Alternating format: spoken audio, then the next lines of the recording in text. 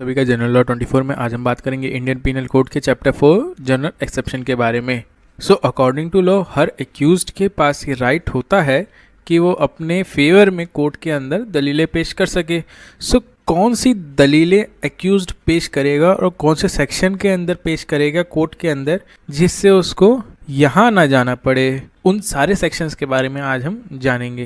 हमारे general exception IPC के chapter 4 के अंदर सेक्शन 76 टू 106 के बीच में डिफाइंड है ना। अब जनरल एक्सेप्शन को हम हिंदी में देखें तो उसका मतलब है सामान्य अपवाद। अब जनरल एक्सेप्शंस के अंदर कुछ टॉपिक जिसको हम 3 वीडियो के अंदर कवर करेंगे, और पहले वीडियो में mistake of fact and mistake of law जो सेक्शन 76 एंड 79 के बीच में डिफाइंड है, privileged act and judicial act 77 और 78 के बीच में डिफाइंड है, एंड एक्सीडेंट नेसेसिटी जो 80-81 के अंदर डिफाइंड है को कवर करेंगे। एंड सेकंड वीडियो के अंदर हम incapability to commit crime, intoxication हो गया, अनसाउंड माइंडनेस हो गया, छोटे बच्चे हैं अगर ये कोई क्राइम करते हैं तो उसके लिए सज़ा मिलेगी कि नहीं मिलेगी, इन सब के बारे में 82 टू 86 के बीच में हम जानेंगे। एक्ट डन विथ और विदाउट कंसेंट जो कि 87 टू 92 के बीच में डिफाइंड है, इसके बारे में हम जानेंगे। And then communication in good faith 93 के अंदर, एक्ट कंपेल्ड बाय थ्रेट 94 के अंदर, एंड ट्रिवियलिटी सेक्शन 95 के अंदर जानेंगे। और अपने तीसरे वीडियो के अंदर हम प्राइवेट डिफेंस के बारे में जानेंगे जो 96 टू 106 के बीच में डिफाइंड है। इन सब के मीनिंग के बारे में हम जानेंगे कि इनका मतलब होता क्या है। एंड देन एलिमेंट्स और केस लॉस के बारे में भी हम जानेंगे। अब हम बात करेंगे सबसे पहले topic mistake of fact and mistake of law के बारे में, जो हमारा आईपीसी के चैप्टर 4 के अंदर सेक्शन 76 एंड 79 के बीच में डिफाइंड है। सबसे पहले हम बात करेंगे मिस्टेक ऑफ फैक्ट की। इसका हिंदी में मतलब हम देखें तो समझ आता है तथ्य की गलती। काफ़ी बारी प्रीलिम्स में पूछ लिया जाता है कि इस मैक्सिम का मीनिंग क्या है, या फिर मिस्टेक ऑफ फैक्ट कौन से मैक्सिम से डिराइव हुआ है, तो वो इस मैक्सिम से डिराइव हुआ है, 1 नंबर का क्वेश्चन बन जाता है। नाउ अब मिस्टेक ऑफ फैक्ट है क्या, ये कौन से सेक्शन में डिफाइंड है, इसको देख लेते हैं। मिस्टेक ऑफ फैक्ट हमारा सेक्शन 76 के अंदर डिफाइंड है। इसको हम एक एग्जाम्पल से समझते हैं। सबसे पहले सपोज कीजिए एक पुलिस स्टेशन में एक इंस्पेक्टर ने अपने 2 कांस्टेबल को बोला कि एक्स नाम के एक व्यक्ति को इस वाई कॉलोनी से लेकर आओ। ये 2 कांस्टेबल इस वाई कॉलोनी में पहुंचे, और यहाँ पे जब इन्होंने पूछताछ करी इस एक्स व्यक्ति के बारे में तो उनको 2 व्यक्ति मिले जिनका सेम नाम था एक्स। अब इनको लेके जाना था इस एक्स नाम के व्यक्ति को, लेकिन ये लोग लेके चले गए इस एक्स नाम के व्यक्ति को। जब ये लोग इसको पुलिस स्टेशन में इंस्पेक्टर के सामने लेकर पहुंचे तो इंस्पेक्टर ने कहा ये तो वो व्यक्ति नहीं है जिसके लिए मैंने तुम्हें भेजा था। तो इन लोगों ने इस दूसरे वाले व्यक्ति को वापसी भेज दिया कि अब आप जा सकते हैं, सॉरी फॉर द इनकन्वीनियंस। लेकिन जिस व्यक्ति को इन्होंने उठाया था पुलिस स्टेशन ले जाने के लिए, उसने इन दोनों कांस्टेबल्स के ऊपर केस कर दिया। तो अब ये दोनों कांस्टेबल कौन से सेक्शन के तहत अपना बचाव लेंगे, इसी सेक्शन 76 के तहत बचाव लेंगे कि भैया हम तो बाउंड बाय लॉ थे, हमें तो ये काम करना था और हमने ये किया। हमारी पूछताछ में ये पता चला कि इसी व्यक्ति को लेके जाना है तो हम इस व्यक्ति को लेके गए। तो ये मिस्टेक ऑफ फैक्ट है, ना कि मिस्टेक ऑफ लॉ है। ठीक है, तो यही हमारा सेक्शन 76 कह रहा है कि act done by a person bound और by mistake of fact believing himself bound by law, nothing is an offence. कोई भी वो ऑफेंस नहीं माना जाएगा अगर कोई व्यक्ति करता है in a mistake of fact but not in a mistake of law. और कैसे कर रहा है, इन अ गुड फेथ में कर रहा है, और वो एक्ट करने के लिए बाउंड बाय लॉ है। नाउ अब हम इसी टॉपिक के अपने सेकंड पोर्शन पे चलते हैं जो है मिस्टेक ऑफ लॉ। नाउ अब हम mistake of fact and mistake of law section 76 and 79 के सेकंड पोर्शन की बात करें तो बात करता है मिस्टेक ऑफ लॉ, जिसका अर्थ है विधि की भूल। अब ये जो मिस्टेक ऑफ लॉ है ये कहाँ पे डिफाइंड है, हमारा आईपीसी के सेक्शन 79 के अंदर डिफाइंड है। अब ये सेक्शन कह रहा है कि अगर कोई व्यक्ति कोई क्राइम या कोई ऑफेंस कमिट करता है मिस्टेक ऑफ फैक्ट के अंदर तो उसको सेक्शन 76 के तहत बचाव मिल सकता है। लेकिन अगर कोई व्यक्ति कोई ऑफेंस करता है और वो अगर डिफेंस लेना चाहता है मिस्टेक ऑफ लॉ का, तो उसको मिस्टेक ऑफ लॉ के तहत डिफेंस नहीं मिलेगा। अब 76 और 79 के बीच का डिफरेंस क्या है, अगर कोई व्यक्ति 76 के तहत डिफेंस लेता है तो उसको डिफेंस मिल जाता है, लेकिन अगर 79 के तहत वो डिफेंस लेने की कोशिश करता है तो उसको डिफेंस नहीं मिलता। क्यों नहीं मिलता, इस एग्जाम्पल से क्लियर हो जाएगा। सपोज कीजिए एक लड़का है और एक लड़की है, ये दोनों सपोज कीजिए एक ही कॉलोनी में रहते हैं। अब ये दोनों के ऑफिस से वापसी आने की भी टाइमिंग इत्तेफाकन सेम है। इसी कारण लड़की अपने आसपास एक लड़के को नोटिस करती है जो कॉमन है, तो उसको लगता है कि ये जो लड़का है ये उसको फॉलो कर रहा है, तो इस लड़की ने उस लड़के के खिलाफ केस कर दिया that he is following me. So according to her the boy will be liable under section 354 clause D of IPC. तो क्या लड़का लायबल होगा सेक्शन 354 डी के तहत? बिल्कुल लायबल नहीं होगा। वो लड़का बचाव लेगा सेक्शन 76 ऑफ आईपीसी के तहत कि sir this is not a mistake of law, this is a mistake of fact. Now इसी को दूसरी तरीके से मोल्ड करते हैं। सपोज कीजिए एक एक्स लड़का है और एक वाई लड़की है। ये एक्स लड़का 2005 में अमेरिका चला जाता है अपनी पढ़ाई करने के लिए, फिर उसके बाद 2015 में इंडिया के अंदर वापस आता है और 2013 में सेक्शन 354 के अंदर ए बी सी डी ये चारों क्लॉज ऐड कर दिए गए हैं। और जब ये 2015 में इंडिया के अंदर वापस आया तो उसको ये वाई लड़की पसंद आ गई, इसलिए वो इसका पीछा करने लग गया, या फिर कोई भी कारण रहा हो, ये एक्स इस वाई लड़की का पीछा करने लग गया। तो इस वाई लड़की ने इस एक्स को नोटिस किया कि पिछले 5-6 दिन से ये मेरे पीछे चल रहा है, तो वाई ने एक्स के खिलाफ सेक्शन 354 क्लॉज डी के तहत केस कर दिया that he is following me and doing the offence under section 354 clause D of IPC. कि सर आईपीसी के सेक्शन के अंदर क्लॉजेस ऐड किए जा रहे थे, उस वक्त मैं इंडिया के अंदर प्रेजेंट नहीं था, तो I have no clue about all these clauses which were added in 2013. So please give me a defense under section 79 of IPC. तो यहाँ पे लड़के ने डिफेंस मांगा सेक्शन 79 के तहत, क्या कहते हुए कि सर मुझे तो इन क्लॉजेस के बारे में बिल्कुल भी कोई आइडिया था ही नहीं। This is the mistake of law. क्या लड़के को डिफेंस मिलना चाहिए? बिल्कुल नहीं मिलना चाहिए, और लड़के को डिफेंस मिलेगा भी नहीं। कोर्ट ने कहा कि mistake of fact is reasonable but mistake of law is not reasonable. अगर आप इंडिया में हैं और इंडिया के सिटीजन हैं, कोर्ट ये मानकर चलता है कि आप अवेयर होंगे इंडिया के लॉज के बारे में। सो यहाँ पे एक्स को डिफेंस नहीं मिलेगा सेक्शन 79 के तहत। तो इसीलिए कोर्ट मिस्टेक ऑफ फैक्ट के लिए तो डिफेंस दे देती है, लेकिन मिस्टेक ऑफ लॉ के लिए कभी डिफेंस नहीं देती। तो इससे पहले वाला जो एग्जाम्पल था उसके अंदर भी लड़का लड़की के पीछे था, लेकिन वहां पे वो पीछा नहीं कर रहा था, वो मिस्टेक ऑफ फैक्ट था, तो वहां पे डिफेंस मिल गया। अब यहाँ पे लड़का इंटेंशनली लड़की के पीछे जा रहा है और ये कह रहा है कि मुझे तो लॉ के बारे में पता ही नहीं था। तो ऐसे थोड़ा ना चलेगा। ऐसे तो कोई भी ऑफेंस करेगा कोई भी व्यक्ति और उसके बाद बोल देगा कि भैया मुझे तो इसके बारे में कुछ पता ही नहीं था।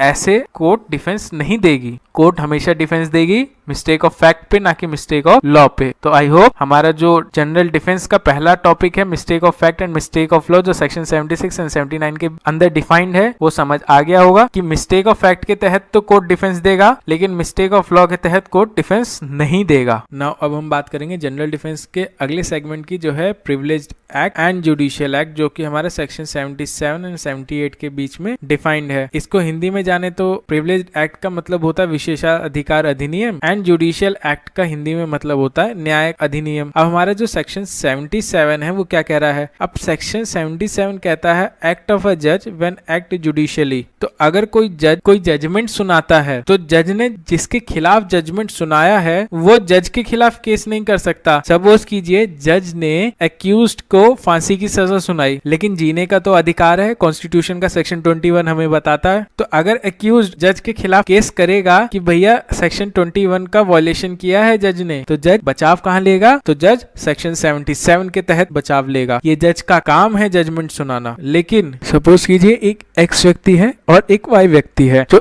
एक्स व्यक्ति है वो जज है, अब वो ऑफ ड्यूटी अपने घर को जा रहे थे, उन्होंने वाई को देखा जो उनका दुश्मन है, तो मौका मिलते ही एक्स ने वाई के ऊपर 2 राउंड फायर किए, जैसे वाई की ऑन द स्पॉट डेथ हो गई। तो अब एक्स ने यहाँ पे कोई जुडिशियली काम नहीं किया है। अब एक्स जो जज है वो सेक्शन 77 के तहत बचाव नहीं लेगा। नाउ इसी के अगले सेगमेंट पे चलते हैं। तो अगला सेगमेंट हमारा बात करता है सेक्शन 78। सेक्शन 78 कहता है act done pursuant to the judgment और order of the court. Suppose कीजिए कोर्ट ने अपने जजमेंट में एक्स को फांसी की सजा सुना दी, तो जो जल्लाद होता है जो फांसी की सजा के दिन फांसी देता है एक्यूज्ड को, अब उसके खिलाफ वो एक्यूज्ड केस नहीं कर सकता कि आर्टिकल 21 ऑफ कॉन्स्टिट्यूशन के तहत राइट टू लाइफ का वायलेशन किया है। अगर उसके लॉयर केस करेंगे तो वो व्यक्ति जो जल्लाद है, जो फांसी दे रहा है, वो कौन से सेक्शन के तहत बचाव लेगा? सेक्शन 78 के तहत बचाव लेगा। तो ये दोनों प्रिविलेज्ड एक्ट और जुडिशियल एक्ट, बस इतना चाहिए, इसके ऊपर ज्यादा क्वेश्चन आते नहीं है। अब हम जो अपना नेक्स्ट टॉपिक पढ़ेंगे, नेक्स्ट टॉपिक है हमारा एक्सीडेंट, जो हमारा आईपीसी के सेक्शन 80 के अंदर डिफाइंड है। इसको हिंदी में हम समझे तो हिंदी में है, इसका मतलब दुर्घटना। अब सेक्शन 80 कह रहा है accident in doing a lawful act. तो सेक्शन 80 जो कह रहा है उसका ये फ्लो चार्ट है। तो section 80 is saying that anyone who does a lawful act, anyone कौन? कोई भी मेल, फीमेल और transgender, no matters, anyone can take defence under section 80 of IPC. तो anyone who does a lawful act in a lawful means with a good faith and having no criminal intention to commit a crime, but misfortunately an accident is taken place or happened. Now what is the meaning of good faith actually? Good faith is defined in section 52 of IPC, which means a proper care and caution. तो अब section 80 को हम एक example के through समझते हैं। Suppose कीजिए एक एक्स व्यक्ति है, उसने प्रॉपर केयर एंड कॉशन के साथ पेड़ को काटना स्टार्ट किया। प्रॉपर केयर एंड कॉशन कैसे? थोड़ी दूर पे उसने एक बोर्ड लगा रखा है, साइन बोर्ड, कि work is in progress, so be careful while crossing the area और choose the another way to go your destination place. ठीक, ये साइन बोर्ड उसने लगा रखा था और जहां पे वो पेड़ काट रहा था उसके चारों तरफ उसने फेंसिंग की हुई थी, जिससे किसी को नुकसान नहीं होगा, जिससे कि कोई आसपास ना आ सके। बट अब एक्स पेड़ के ऊपर चढ़ा हुआ है, पेड़ के ब्रांचेस को काट रहा है। उसी वक्त कुछ बच्चे उस फेंसिंग को क्रॉस करके अंदर आ जाते हैं। अनफॉर्चुनेटली एक्स के हाथ से जो एस है, हैचिट है, वो गिर जाता है और वो जाके सीधा जो बच्चे खेल रहे हैं उनमें से किसी एक के ऊपर जाके वो लग जाता है, जिससे उस बच्चे की ऑन द स्पॉट डेथ हो जाती है। तो यहाँ पे क्या एक्स लायबल होगा मर्डर के लिए और क्या लायबल होगा कंपनसेशन देने के लिए? तो ये एक्सीडेंट के लिए वो बिल्कुल लायबल नहीं होगा। और एक्स के ऊपर अगर कोई केस करता है तो वो अपना बचाव कहाँ लेगा? वो अपना बचाव सेक्शन 80 के तहत लेगा। तो आई होप सेक्शन 80 समझ आ गया होगा आप सभी को। नाउ अब हम इसके अगले सेगमेंट पे चलते हैं, जो है हमारा नेसेसिटी, जो हमारा सेक्शन 81 के तहत डिफाइंड है, जिसका हिंदी में मतलब है आवश्यकता। Now section 81 says that act likely to cause harm but done without criminal intent and to prevent other harm. मतलब कोई एक्ट ऐसा किया गया है जिससे किसी को हार्म पहुंचा है, लेकिन बिना किसी क्रिमिनल इंटेंशन के वो किया गया है और दूसरे बड़े हार्म को बचाने के लिए किया गया है। तो सेक्शन 81 को हम एक एग्जाम्पल से समझेंगे। तो सपोज कीजिए एक एग्जाम्पल है, एक शिप है,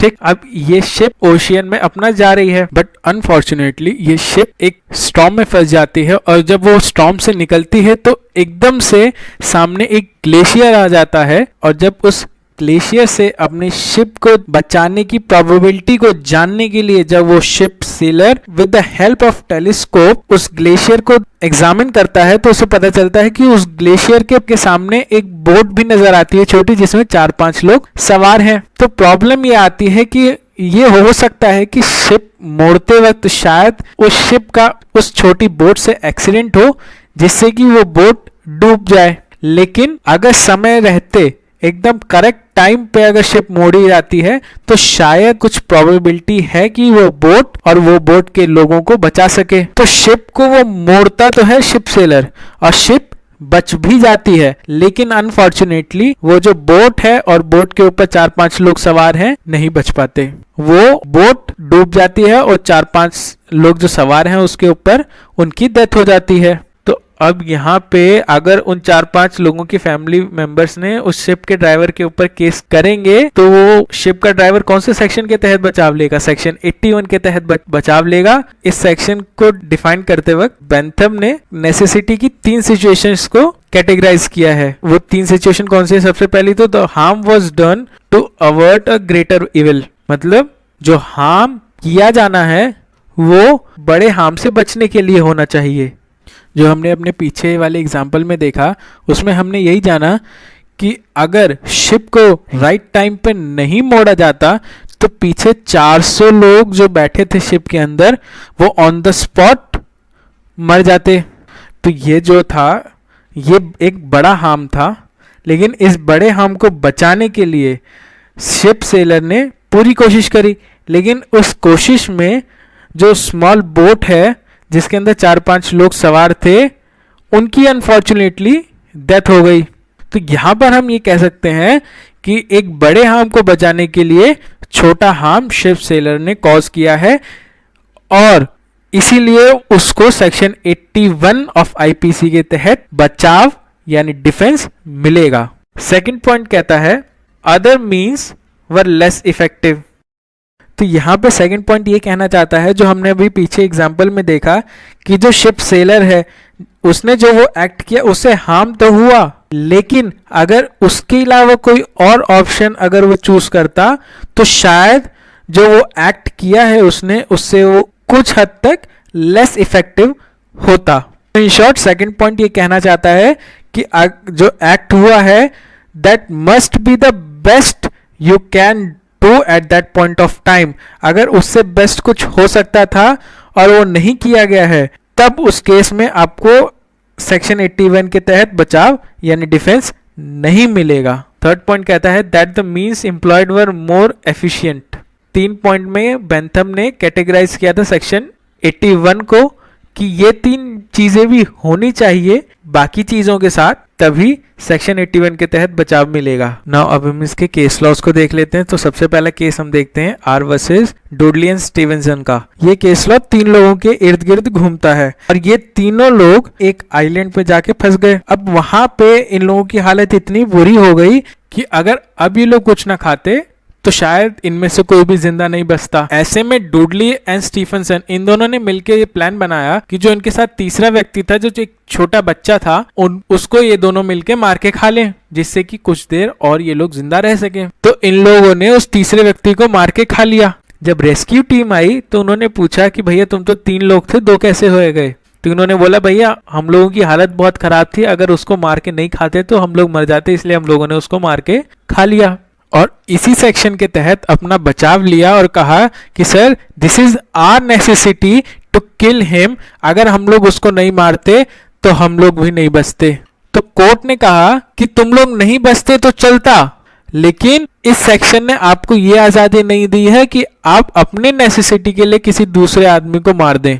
इसको एक और केस लॉ से समझते हैं। सेकंड केस लॉ है ले वर्सेस ग्लैडस्टोन का। अब इसके अंदर कुछ लोगों ने हंगर स्ट्राइक कर दी अगेंस्ट द गवर्नमेंट और इन्होंने कहा कि हमारी कुछ मांगे हैं, हमारी कुछ डिमांड्स हैं जो गवर्नमेंट पूरी नहीं कर रही, इसलिए हम आमरण अनशन पे जा रहे हैं। जब डॉक्टर्स की टीम उन लोगों का चेकअप करने के लिए पहुंची तो डॉक्टर्स ने कहा कि अगर अब अगले 2-3 घंटों के अंदर इन्होंने कुछ नहीं खाया तो मे बी इनमें से कोई भी जिंदा ना बचे। तो ऐसे में गवर्नमेंट ने अपने कुछ ऑफिशियल्स को भेजा और कहा कि इन लोगों को किसी भी हालत में खाना खिलाइए, ये लोग मरने नहीं चाहिए किसी भी हालत में। और जब गवर्नमेंट के वो ऑफिशियल्स उन लोगों के पास पहुंचे तो उन लोगों ने खाना खाने से मना कर दिया, तोड़ने से मना कर दिया। तो उन लोगों ने जो अनशन पे बैठे थे उन लोगों को मारा, जिससे कि वो लोग कुछ खा ले, और जबरदस्ती उन लोगों को खाना खिलाया और उनका अनशन तोड़वाया। और बाद में उन लोगों ने उन गवर्नमेंट ऑफिशियल्स के खिलाफ केस कर दिया, ये कहते हुए कि they did a grievous hurt,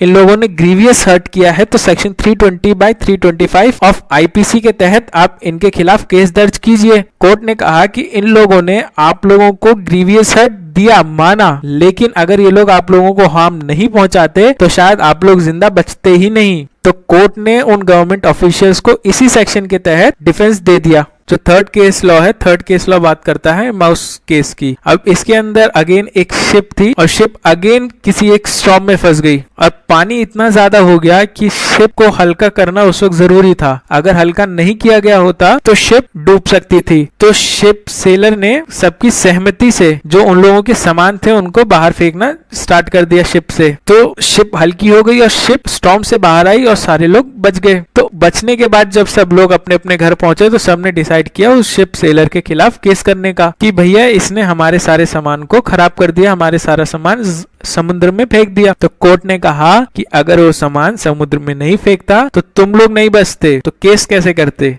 तो जो शिप सेलर है उसको सेक्शन 81 के तहत बचाव मिल गया। तो आई होप नेसेसिटी सेक्शन 81 के अंदर जो डिफाइंड है वो भी आप लोगों को समझ आ गया होगा। ना हो जो हमारे सेक्शन 82 से 95 के बीच के जो टॉपिक्स हैं उनको अब हम अपनी अगली वीडियो के अंदर कवर